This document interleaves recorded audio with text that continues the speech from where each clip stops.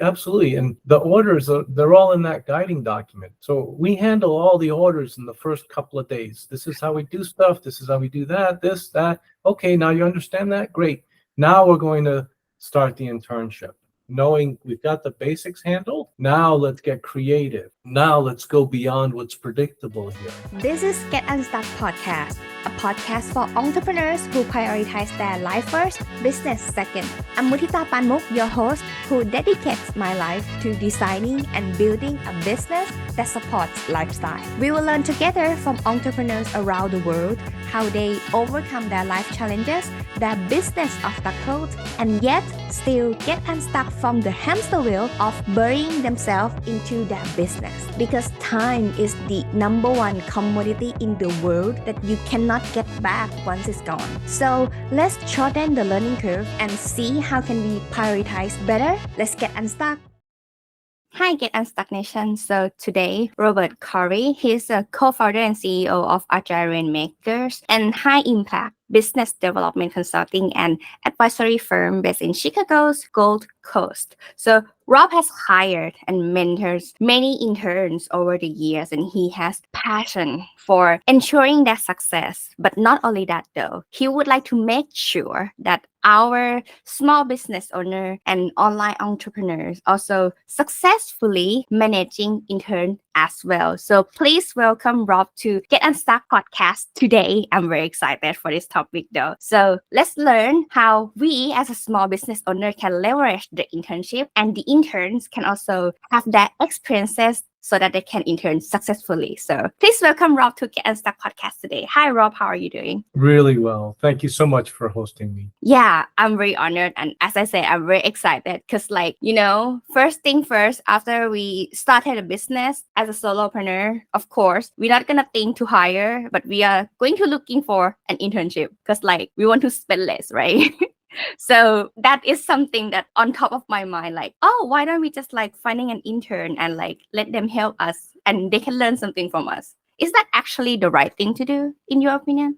Certainly. I started Agile Rainmakers, and one of the first things I did was I hired an intern who did some really great work and helped me focus on certain things while he focused on other things. So yeah, that's a great idea. They tend not to be as expensive. They want to learn and grow. They tend to listen to your instructions as someone superior. So yeah, absolutely. And I'm a big proponent of making sure you pay them. So, don't do it unpaid, do it paid, and it's a wonderful opportunity for everybody. Glad that you mentioned that, because there are a big argument between, hey, you learn by doing already. Do I have to pay you? You just mentioned that. So what is it actually about paying student? Because internship can be between the terms why they haven't graduated, right? And also those who have already just recently graduated. So what are these school of thoughts? What is it on your opinion side? The way I look at it is I want to bring dignity to the internship discourse. And I don't know if there really is dignity when someone's doing work and you're not paying them to do that work. So that's one thing I look at. The second thing I look at is I want to make sure when I design an internship that it really lights up the intern. I want them excited about it. I think it's hard to get excited when you're not being paid and you still have to pay for your transportation, pay for lunch. Maybe you have a social life after work. These things cost money, and I think it's quite limiting to not be someone willing to pay them.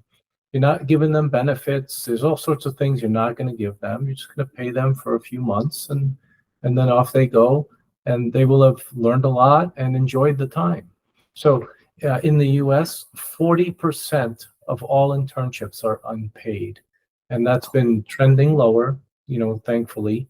But even the White House, up until a year and a half ago, had unpaid interns. And I just think that's not the way of the future. We need to make sure we're paying them. It's what you would have wanted. Yeah, 100%. Okay, I think it's go back to when should be the stage of the business that you have started considered having someone to help you.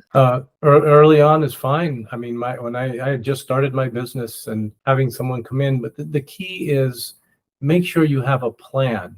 Make sure you think through what you want them to do, but also think through what you want them to get out of it and talk to them about what they want to get out of the internship. Because if they set their own goals and objectives, they're going to be more committed to achieving those goals and objectives than if you set them for them. So plan ahead and have conversations where there's alignment on goals and objectives so that you can work together. It's not a matter of the stage for me. It could be at any point. You're working with someone who's a beginner, someone who's far junior to you over a set period of time. You can do that and incorporate that. And what it'll also do is it'll help you be a better manager, because now you have someone you're sharing your ideas with and you're getting feedback. So you're going to get better at communicating. You're going to get better at managing people. You're going to have a finger on the pulse of what's out there. So that's what I suggest. To that note, I have seen many business owners thinking that, okay, I have wear too many hats right now, and I think I need some help. And then regardless whether they are an intern or a helper or an assistant, I have seen that they usually complain that it's not really a successful hire or a successful help asking, because at the end of the day, they still have to do it all by themselves anyway.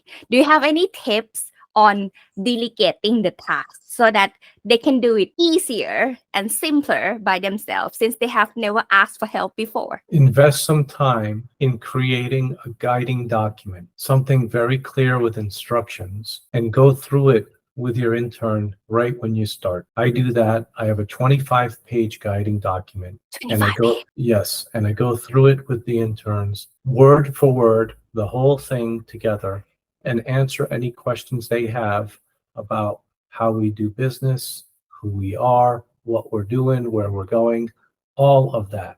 So the key piece that's missing for a lot of folks with their businesses is they don't invest the time up front to really firmly get those goals and objectives, like we mentioned, but also what's our culture? What are we doing? How do we do it? Like a little instruction manual in a way.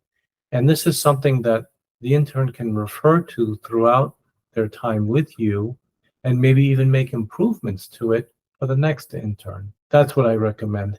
So, and the other key thing is, if you're finding that you aren't getting the results you want from the intern, first, point the finger at yourself in terms of being responsible for why it's going the way it goes. And don't put the blame on them. That is crucial, because you want to make sure that intern's empowered. And the only way to empower yourself is to take responsibility and look at, okay, what was missing with what I was doing? What didn't I do in the setup? What conversations didn't I have? That's where you're going to grow as a manager, entrepreneur, and business leader.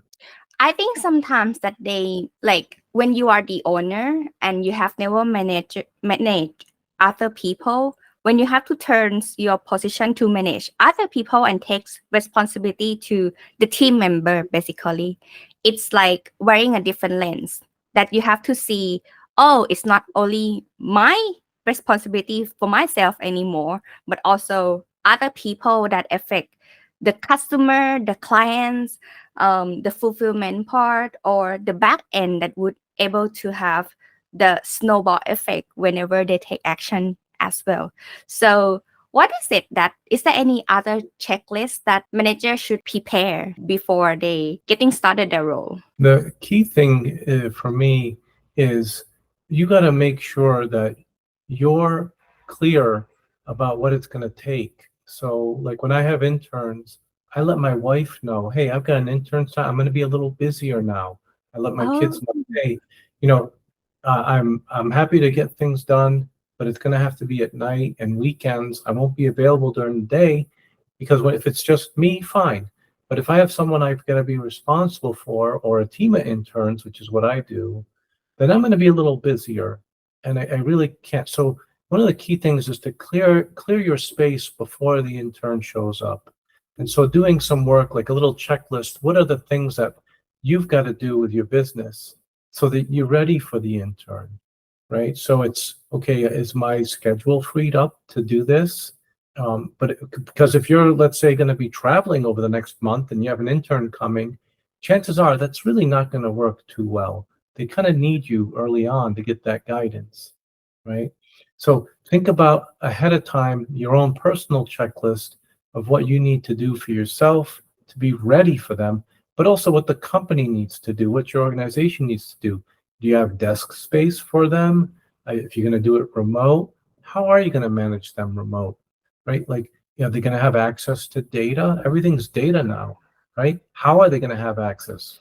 Passwords, things like that.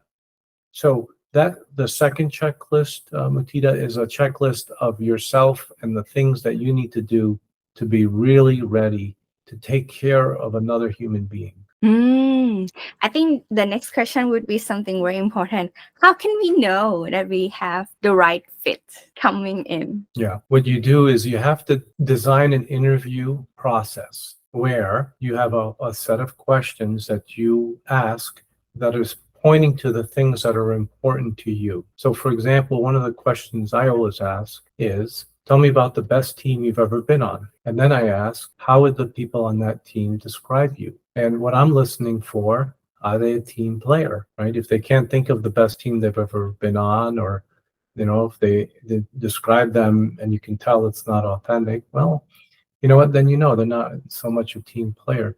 But the other thing that I do that's key is when I set up the interview, I email them and say, hey, we're going to interview on Friday.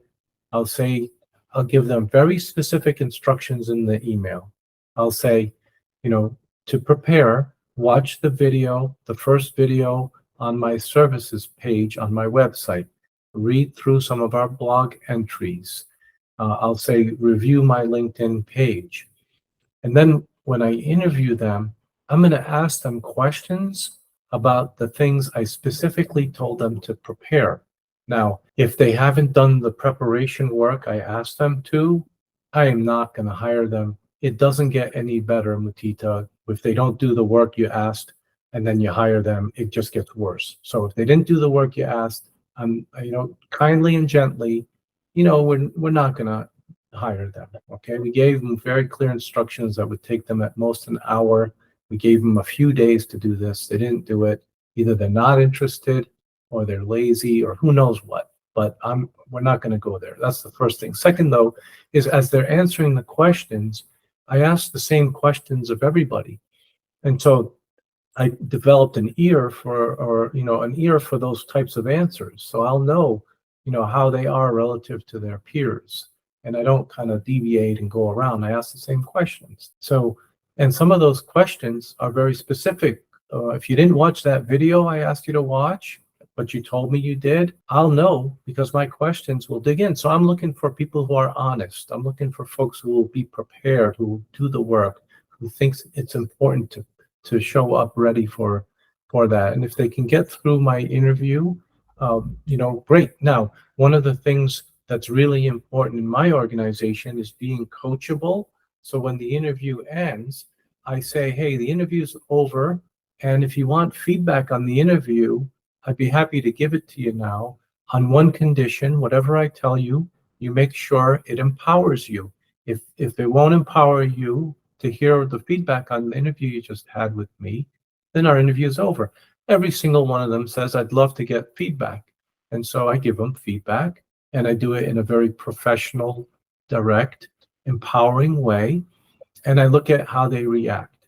And sometimes they resist my feedback. Well, then I know we're probably not going to be a good fit. Others, though, are really grateful and appreciative and love the feedback. And things open up for them and they see stuff. And those are the ones I'll hire because I know we're going to have a great internship together where they're going to do work I've asked them to do. And I'm going to give them feedback and they're going to be excited about that feedback. And it's going to be a virtuous circle where we all get better. In my company, this is something that I like, it's in my culture. So apart from my expectation when I do interview, I always ask them that this is something that you are looking for. So in another perspective of like the intern that would like to sign up to be the intern with my company, basically, what is it that they would look for to apply an internship to the company? Should they prepare any type of questions during the interview? Like, what is it that they should prepare themselves for this type of experience so that it could like pave the way for them in case they would know that they want to work here further or not? So I say ask worthwhile questions. So if you're a student who's interning, who wants to intern, let's say at your organization, for me to coach them, I would say, ask worthwhile question. What's a worthwhile question? Worthwhile question is just about any question, the answer to which you can't Google. So if I said, where are your headquarters? How many people work there? How much was your revenue? These are all questions you could Google. So those are not worthwhile questions. Here's a worthwhile question. Tell me about the best intern you ever had. What made them so good? Or what's the criteria that you're going to use to assess candidates like me?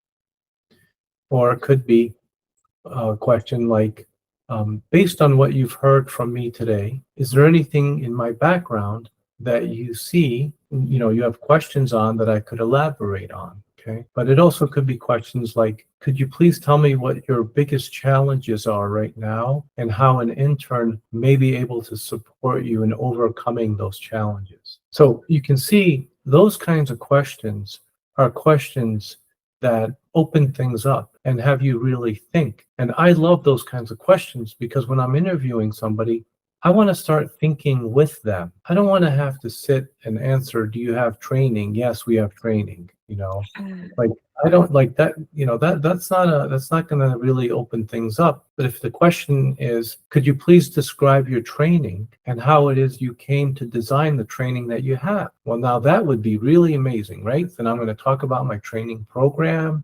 We have on-site training, off-site training. I'm going to tell them how long it is, what I hope they get out of it.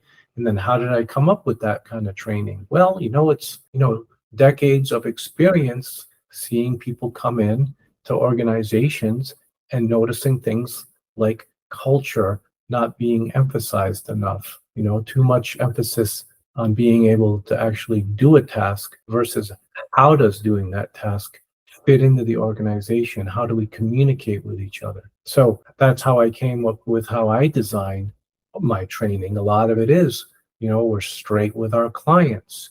We get in communication when we know something won't be done on time.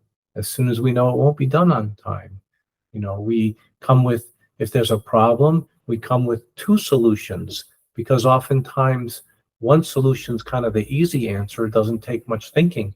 The second solution is going to take some thinking. So we want to make sure we're thinking and we're approaching things in a certain way. So the questions, there's a great Bruce Lee quote, which is, a wise man can learn more from a foolish question than a fool can learn from a wise answer. And so when they ask a question, it really will be either worthwhile or not, and it'll really open up some mutual thinking that'll move us both forward. Very wise said. Oh, that's already got me thinking already. I'm not sure in the state how it looks like, but over here in Thailand, there are two types of internship. There is a walk-in intern where they're interested, and there wouldn't be like seasonal. Like usually there would be like summer or rainy season internship, right? Like for 3 months or something. There would be like walk-in, depends on when they would like to join and prefer to be intern. On the other hand, though, there will be a list from the university that's sending to the selected company, let's say, that they would like to send a list of students to be intern with you. Would it be similar system over there? Yes, you would want to have the same process. It shouldn't matter if they're walking in or if it's from a university, because where you want to start is in the same place, which is you want to start by really understanding the student, really understanding what they're interested in, what they want to accomplish, where things can go. You also are going to start from the same place for yourself, which is you're going to make a commitment to have the internship go really well. You have to commit. You're also going to plan and prepare, right? You're going to focus on the process, right? You're going to create a guiding document of some sort. So on your end, it's the same. And on their end, they're beginners. They're here to learn and grow. They want to expand their network. They want to maybe learn some new software tools, right?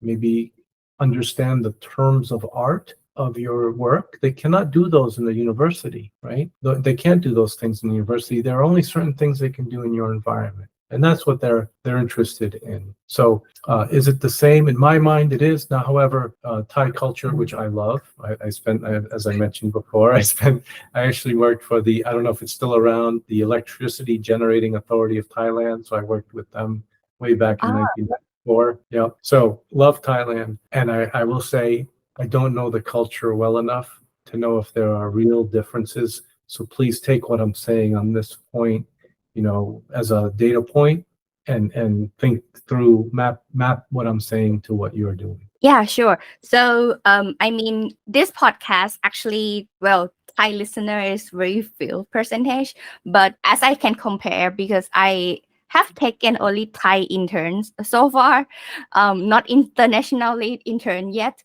The reason why I asked though, because I just want to let the audience know that don't be so happy when you got reached out for intern, because you still have to vet them anyway. In my opinion though, onboard anyone into your operation still require a lot of work. And if you get someone that is not in alignment with you day-to-day work, it could be messy and it could cause you headache, right? Yes. And this is where whenever I bring an intern, I make sure that I'm really clear about what we're doing together. And I want them to know I'm here to empower them. I'm here to have them win. If I can just share a story of that, Mutita, that just happened, it's really incredible. Please. So I went to Princeton, which is a very good college in the US. And I met a new Princeton alum in October. And he said he'd been looking for a job for 4 months, hadn't found anything. And I said, why don't you come and intern with me? And let's figure out a way to market the 2 books I've written, How to Intern Successfully and Intern Management. So he spends a couple of months working on it, and he's not making much traction. And I'm using all the principles I speak about. I'm transparency, empathy, intentionality, respect, empowerment, all of these things. I'm really bringing that to him.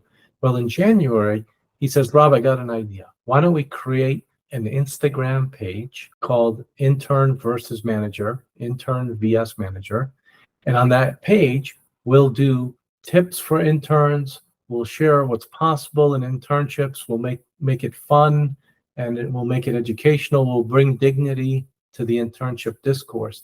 So when he shared, and he said, by the end of January, we'll have 10,000 followers. And when he mentioned that, I thought, like half of all Instagram pages have 1,000 followers or less. He's saying he's in 3 weeks, he's going to do, 10,000 followers. Well, he's a smart kid, and he was empowered and creative. And at the end of January, he didn't have 10,000 followers. He had 60,000 followers. Wow. And it's only grown. So now today there are 70,000 followers, and the page has been around less than 3 months. And and so for me, Mutita, that's what's possible when you really, when you're generous and you discover who the intern is and you empower them and you're really intentional and you've got empathy and, like you're really working, you're thinking together, as I said, and you're creating things. And he'd say, Rob, I need you to do this for this video. I need you to do that. And I'm like, okay, fine, whatever. You want me to, smile. You want me to jump happy. You want me to look disappointed, whatever, sure. So I would act out all these things, and he put together these really amazing videos that have gone viral. His first video, Mutita, has been viewed 5 million times. Yeah, I'm just looking at your Instagram right now. It looks amazing. Yeah, we're really excited about it because we know we can make a difference. And we've got all kinds of intern tips that we're going to put on in the coming days. And we started off very fun and more educational, but it's a mix, and it's very interesting.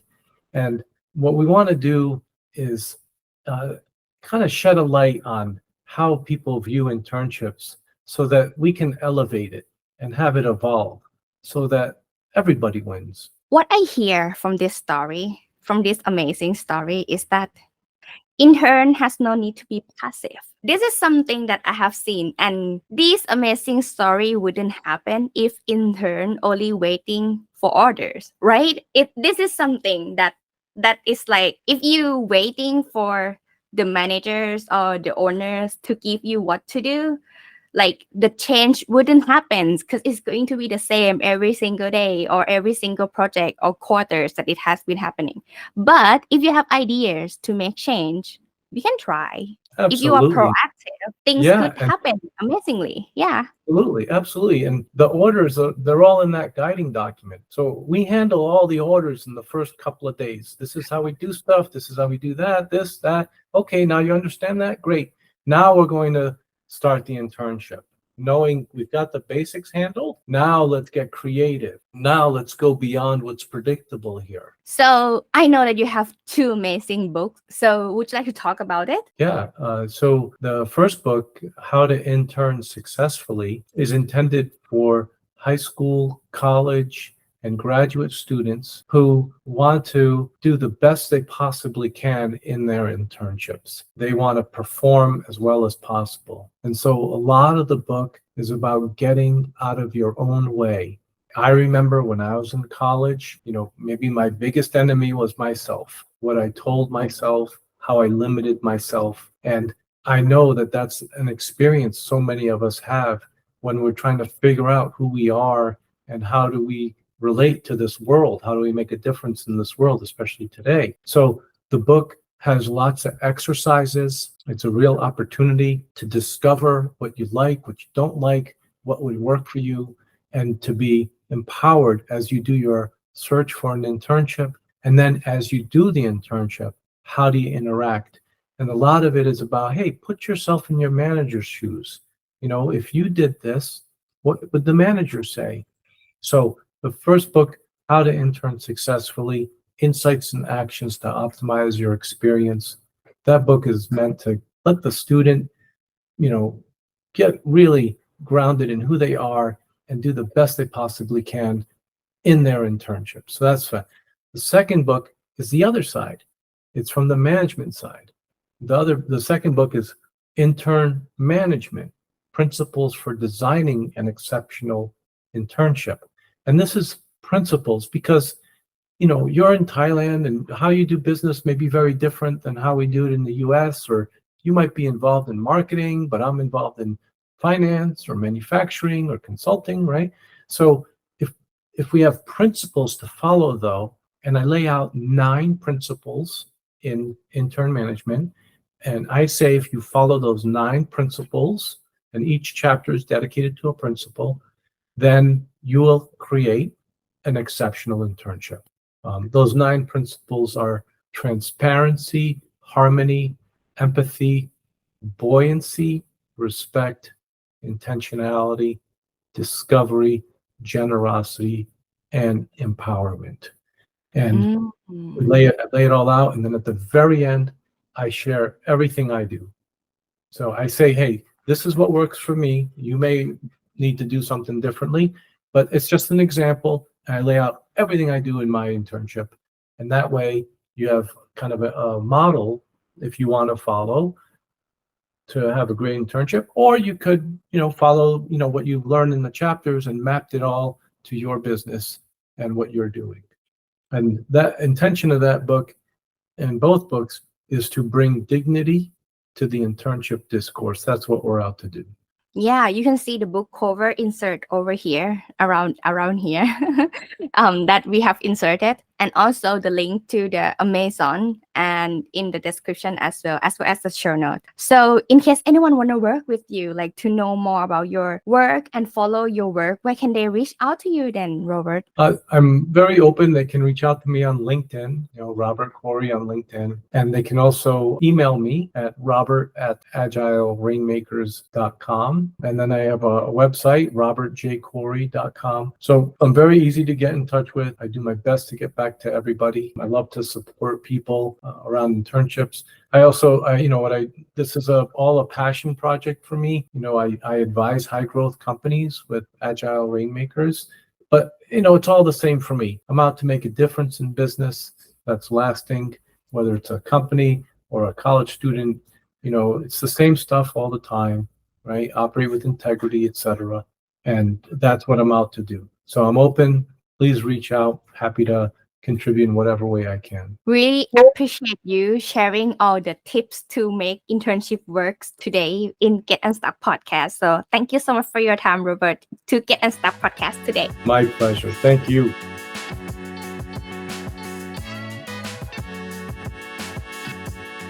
Episode inspires you wherever you are in your entrepreneurial journey so that you can have your business that supports your lifestyle.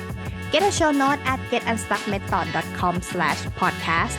Review what you have learned together today and start implementing right now. See it by yourself. The result of your consistent action are worth it. You deserve the freedom to enjoy your life. Until the next episode, let's get unstuck.